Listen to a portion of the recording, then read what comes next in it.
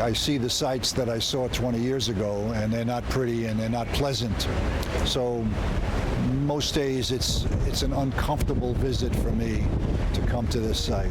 The images of September 11th are etched into Fire Commissioner Dan Nigro's memory. On that day, he was the department's chief of operations, sitting in his 7th floor office in downtown Brooklyn when the building shook. Pete Gansey yelled, "Dan, look out your window.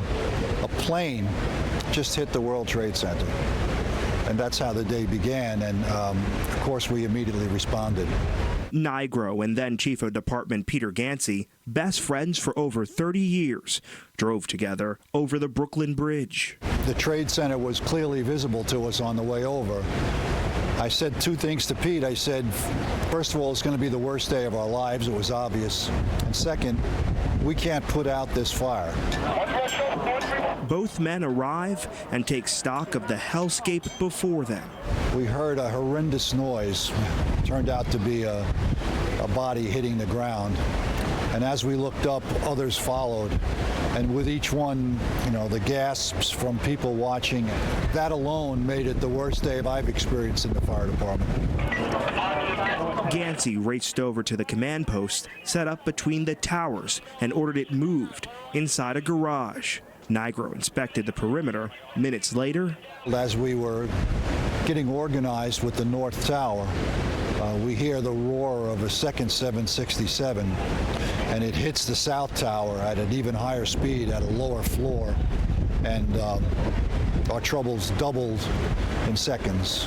Gansey and First Deputy Commissioner Bill Feehan made their way to the base of the South Tower just before the collapse. They dug themselves out of the rubble and headed to the North Tower.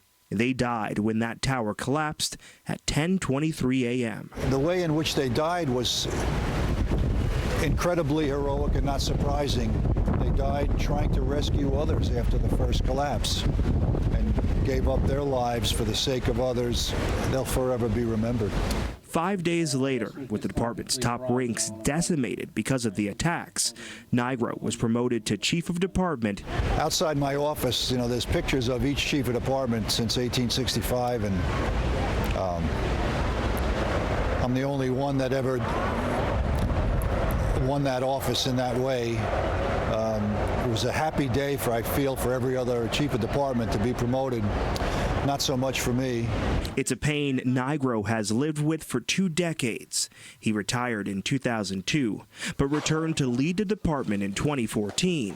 An over 40-year career of service. He's made it his mission to make sure all of his members afflicted by 9/11 illness got the medical benefits they needed from Congress with the passage and reauthorization of the 9/11 Victims' Compensation Act. The fire department alone has lost 253 members since 9/11, and we'll lose many more to the illnesses that were caused by our work here.